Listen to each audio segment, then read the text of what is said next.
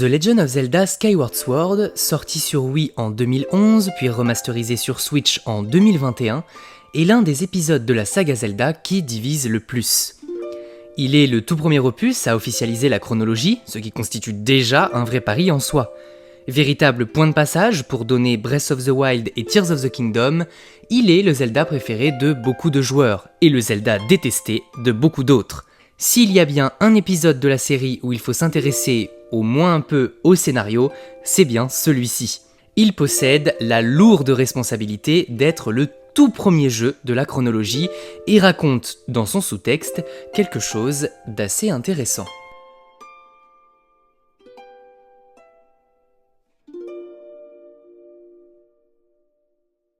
En rejoignant récemment à Skyward Sword, il m'a été possible d'élaborer une théorie sur ce jeu. Tout d'abord, je me dois de vous faire remarquer qu'il s'agit sans doute du Zelda le plus lié à la divinité. Si Ocarina of Time ou Twilight Princess nous racontaient l'histoire de la création du royaume par les trois déesses Din, Nayru et Farore, Skyward Sword, lui, nous raconte la bataille pour la Triforce entre la déesse Hylia et l'avatar du néant. La légende des trois déesses, dans Ocarina of Time et Twilight Princess, constitue un point du jeu, mais ça s'arrête là. Alors que dans Skyward Sword, le jeu entier tourne autour de ça. Tout au long de l'histoire, on suit le plan établi par la déesse Hylia. Impa et Faye sont d'ailleurs deux de ses envoyés et viendront guider Zelda et Link dans leurs quêtes respectives. L'avatar du néant est le boss final de l'histoire.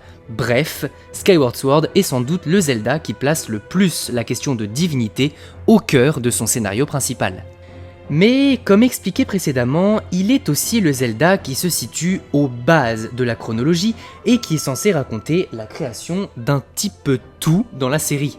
Le jeu explique notamment la création d'un héros, la création des héros, Link. Si la couleur verte de sa tunique tire ses origines dans la couleur choisie pour les 25 ans de son école de chevalerie, si ses multiples réincarnations naissent de la malédiction lancée par l'avatar du néant à la fin du jeu, l'histoire de celui-ci raconte également, un peu plus subtilement, la naissance de son aspect héroïque et de ce qu'il représente dans beaucoup de jeux de la saga, le courage. Nous disions tout à l'heure que Skyward Sword était le Zelda le plus lié à la question de divinité. Cependant, toute une partie de la série semble tirer de nombreuses bases dans les religions. L'une d'entre elles est d'ailleurs très présente, le christianisme. Il n'y a qu'à voir la croix latine présente sur le bouclier de Link dans les premiers jeux. Skyward Sword reprend certaines de ses inspirations, comme l'opposition entre Hylia, associée aux cieux, et l'avatar du néant, associé aux entrailles de la terre. J'aimerais vous faire remarquer que le chiffre 7 est assez présent dans la série Zelda. Les 7 sages, les 7 ans qui séparent les deux époques d'Ocarina of Time, le nombre de donjons qui tournent souvent autour de 7, comme dans Skyward Sword par exemple, etc., etc. Et dans le christianisme aussi, le chiffre 7 est souvent évoqué. Les 7 jours de la création, les 7 ans de règne du diable et surtout, les 7 péchés capitaux. Nous y voilà. Désolé pour cette introduction un peu longue, mais voilà la théorie que je vais vous présenter dans cette vidéo. Pour obtenir le pouvoir divin et devenir le symbole du courage, Link doit arpenter les 7 donjons du jeu. Link doit vaincre ses 7 péchés.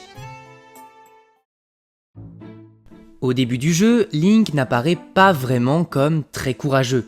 Il dort jusqu'à ce qu'on vienne le réveiller, il se laisse pousser dans le vide, il ne riposte pas quand on l'attaque, etc. Pourtant, Zelda, son ami d'enfance, se fait enlever et cela constitue pour lui une source de motivation pour descendre sur Terre, arpenter le monde. Après avoir traversé la forêt de Firon et aidé les Tikwi, Link découvre le premier des 7 donjons, le Temple de la Contemplation.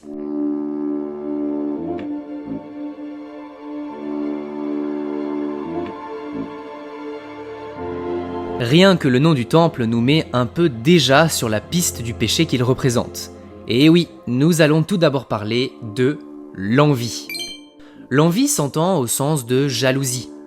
Envie, sentiment de désir mêlé d'irritation qu'éprouve quelqu'un contre ceux qui possèdent ce qu'il n'a pas. Nous allons voir comment ce donjon représente l'envie. Tout au long du temple, des yeux sont représentés sur les murs, parfois avec des spirales à l'intérieur, comme pour exposer l'aspect presque hypnotisé. Certains ennemis du donjon sont même des yeux attirés par le tranchant de la lame de Link. Au fur et à mesure de l'avancée dans la structure, la musique change jusqu'à la salle centrale où l'on peut entendre un pinji, instrument de musique qu'utilisent les charmeurs de serpents, comme pour représenter le charme hypnotisant qui vient avec la jalousie et l'envie.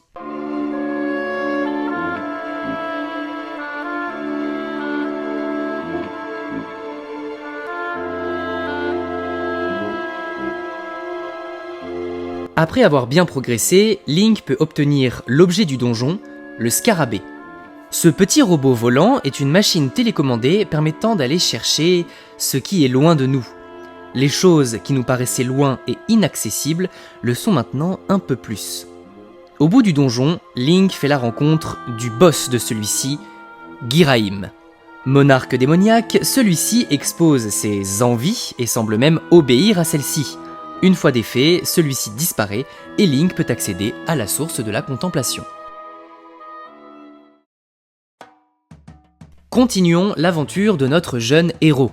Après avoir gravi le volcan d'Ordin et fait la rencontre du peuple Mogma, Link entre dans le deuxième donjon du jeu, le Temple de la Terre.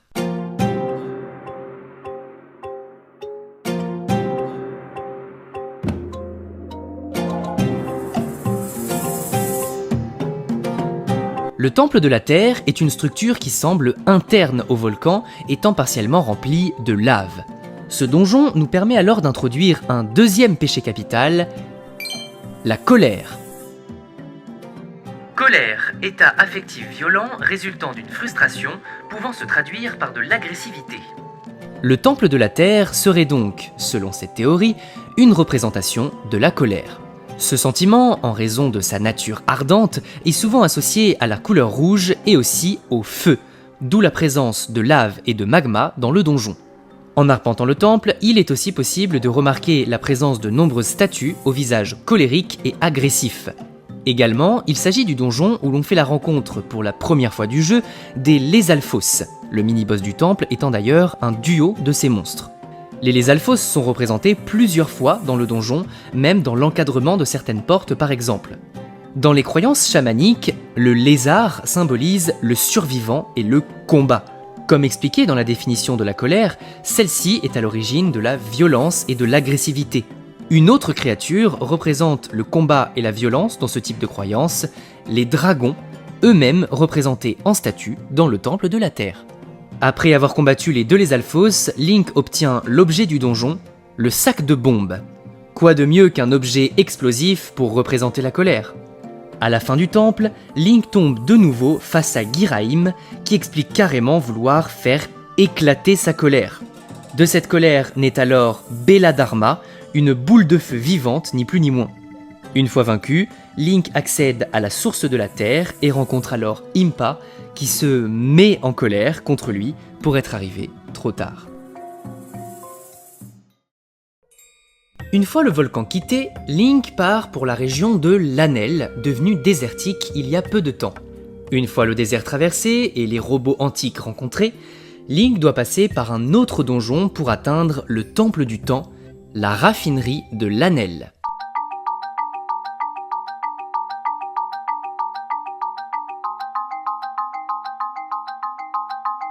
Une raffinerie est une sorte d'usine ou de fabrique où s'effectue la transformation de métaux et de minerais.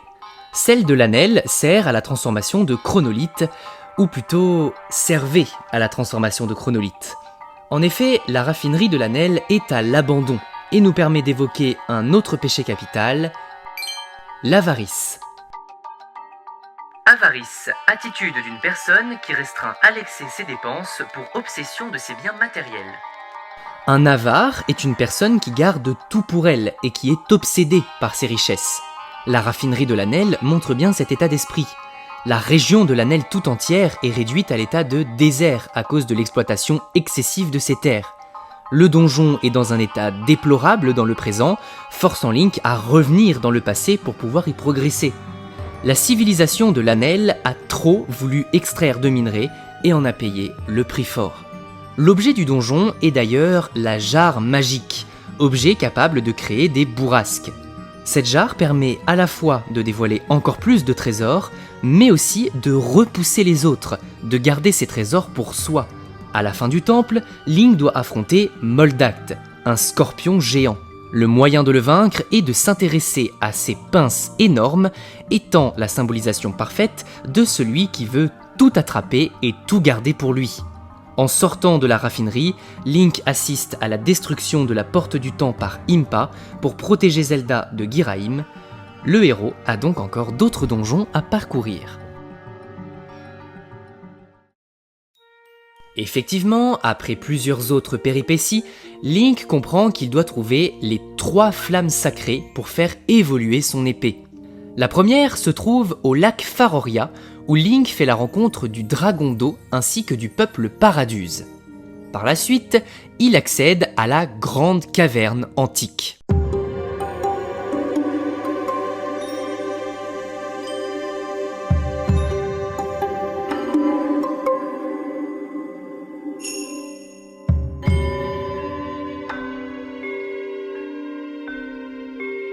Se basant très fortement sur des inspirations bouddhistes, ce 4e donjon serait, selon cette théorie, la représentation de la gourmandise.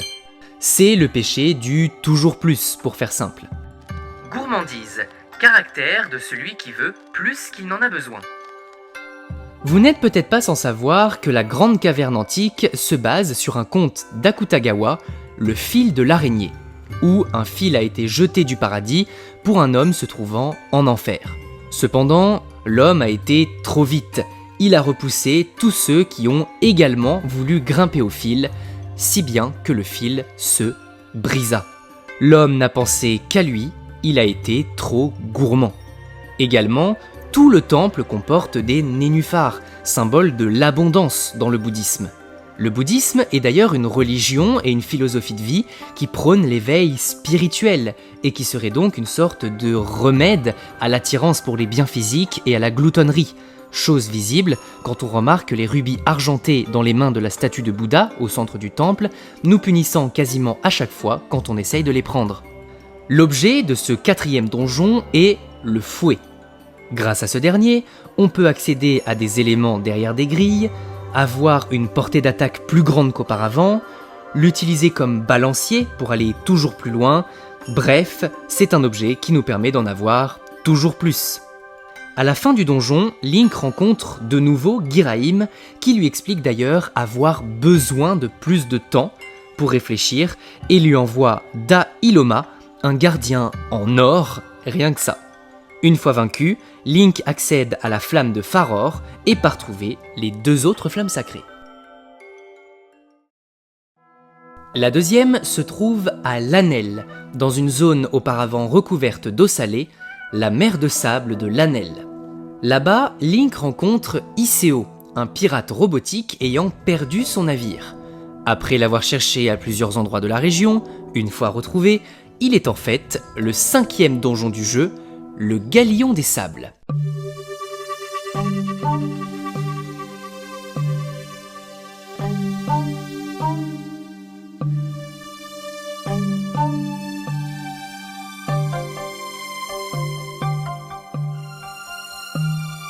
Celui-ci abrite la flamme de Nayru et serait la représentation de la paresse. Paresse, état d'esprit d'une personne évitant le moindre effort et ne se contentant que de l'indispensable. Il est assez aisé de remarquer cette représentation dans ce temple. Déjà, le Galion des Sables est un bateau pirate qui, pour éviter tout combat, possède la faculté de se rendre invisible. Ce qui fera d'ailleurs que Link mettra du temps à le retrouver. Le navire d'Iseo a été attaqué par des pirates ennemis et... qu'a fait le capitaine du bateau pendant tout ce temps ? Rien. Ce bateau avait pourtant la mission de protéger une flamme sacrée. Dans la maison du capitaine, on peut observer des tableaux représentant la vie sur le navire et on remarque que les membres de l'équipage semblaient ne pas vraiment prendre leur mission au sérieux. L'objet que l'on obtient dans le Galion des Sables est l'arc et les flèches. Comme nous l'avons vu dans sa définition, la paresse correspond aussi au fait de se contenter de l'indispensable. Les flèches, lancées à vive allure, correspondent alors à celui qui fonce vers ses objectifs sans prendre en compte tout ce qui gravite autour. Elle cherche pas midi à 14h quoi. À la fin, le navire se fait attaquer par Daïdagos, un monstre marin gigantesque, et que font les membres de l'équipage, désormais libérés des prisons? Rien. C'est Link qui doit vaincre tout seul le monstre pour accéder à la deuxième flamme sacrée, la flamme de Nayru. La troisième et dernière flamme sacrée se trouve à l'intérieur du volcan d'Ordin, un lieu où il y fait tellement chaud qu'on ne peut pas progresser sans les boucles d'oreilles ignifuges. Dans le cratère du volcan, Link entre dans le 6e temple du jeu, le grand sanctuaire ancien.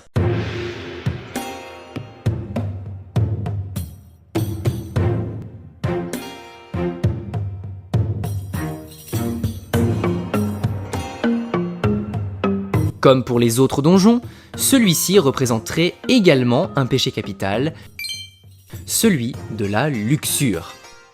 Luxure, goût immodéré et incontrôlé des plaisirs corporels. Effectivement, beaucoup d'éléments ont un rapport avec le corps dans ce donjon. Par exemple, la langue des grenouilles qui doivent être arrosées d'eau pour ouvrir certains passages, des mains gigantesques qui naissent de la lave pour tenter d'attraper Link, la lave du temple qui s'écoule de la bouche de certaines statues, Link qui doit se jeter dans la bouche grande ouverte d'une statue vers la fin du donjon, etc. D'ailleurs, pour accéder à ce donjon, Link doit, comme on l'a dit précédemment, arpenter l'intérieur du volcan qui est une zone tellement chaude qu'il ne peut pas progresser sans mettre son corps à l'épreuve. J'aimerais aussi vous faire remarquer que le symbole du soleil est représenté à de multiples reprises dans la structure. Dans de nombreuses légendes et croyances, le soleil symbolise la force de l'amour, mais aussi et surtout l'origine de la vie. Il me semble ne pas avoir besoin de vous expliquer comment créer la vie, il n'y a pas 1000 manières différentes. L'objet de ce donjon nous est remis par un Mogma, et il s'agit justement des gants Mogma. Ces objets, en forme de main, encore un rapport au corps donc, permettent à Link d'évoluer dans des galeries souterraines en s'infiltrant dans des trous. Voilà, j'ai pas besoin de continuer d'expliquer la métaphore, je pense que vous l'avez. Une fois n'est pas coutume, à la fin du temple, le boss est Ghirahim, plus fort que la dernière fois, et qui dévoile petit à petit sa véritable forme en retirant ses vêtements pour accroître ses pouvoirs. Une fois vaincu, Link accède à la flamme de Din, la dernière flamme sacrée. Après avoir fait grandir son épée à ses côtés, Link retrouve Zelda qui l'a fait devenir épée de légende. Cependant, elle lui explique qu'il doit maintenant trouver la Triforce pour venir à bout de l'avatar du néant. Le héros, accompagné de sa nouvelle épée, rencontre les 3 dragons, Firon, Ordin et Lanel, ainsi que l'esprit du ciel, Narisha, qui lui donne accès au 7e et dernier donjon de l'histoire, la Tour des Cieux.